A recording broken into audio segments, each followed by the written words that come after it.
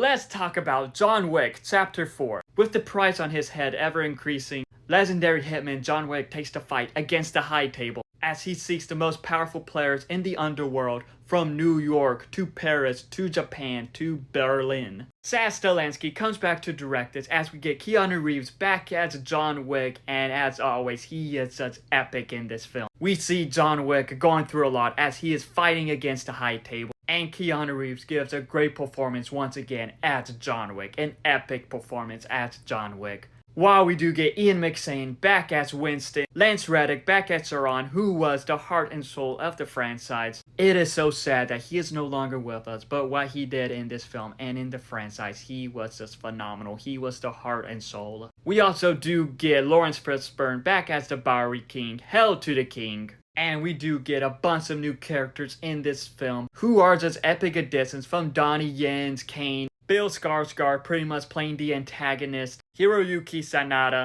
and Samir Anderson as Mr. Nobody. Like, with this film, what it does with Donnie Yen's Kane and with Mr. Nobody, they were like very interesting, mysterious new characters in the franchise. With Kane having history with John Wick as they were once friends, and Donnie Yen, he once again plays a blind guy. If I had a nickel for every time Donnie Yen played a blind guy, I would have 2 nickels, which is not a lot, but it's weird that it happened twice. At least I think it happened twice. Donnie Yen's Kane though, he was epic in this film. His action alongside John Wick's action, their fight scenes together was epic to watch. Donnie Yen, he is one of the best martial artists there is, and he continues to show it with this film. But with Mr. Nobody, he was a new character and he was very mysterious. He had a dog with him, and the dog was adorable but deadly. And he kicked a lot of butt too. It was interesting to see his dynamic with John Wick, with the high table, with this world of John Wick. And I do believe that it explored that very well. With this film, the action is just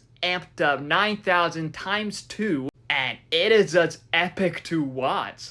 It's just a lot of stuff just go down in this film. It is just super entertaining to see the action in this, the choreography, and that was just amazing. They did a phenomenal job with that. And with this film, it did have like a colorful look to it, and I think it worked pretty well. And the score, once again, is amazing. With this film, it is 2 hours and 49 minutes long. And I have to be honest, it did not need to be that long. There were some parts that were just stretched out. But despite the runtime, it is still an epic John Wick film to watch. Just seeing all the stuff go down, even though it is a long film, it is still a great film to watch. Was it necessary to be that long? No, but yet it is still amazing. Overall, with John Wick Chapter 4, it is another great addition to the John Wick franchise. Another epic addition to the John Wick franchise. And I cannot wait to see what they do next with the ballerina, with a possible John Wick Chapter 5, with the Kane spinoff,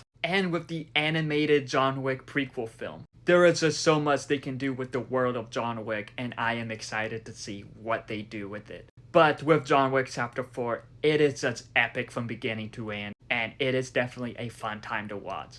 But what are your thoughts on John Wick Chapter 4? Let me know in the comments below, and follow me for more.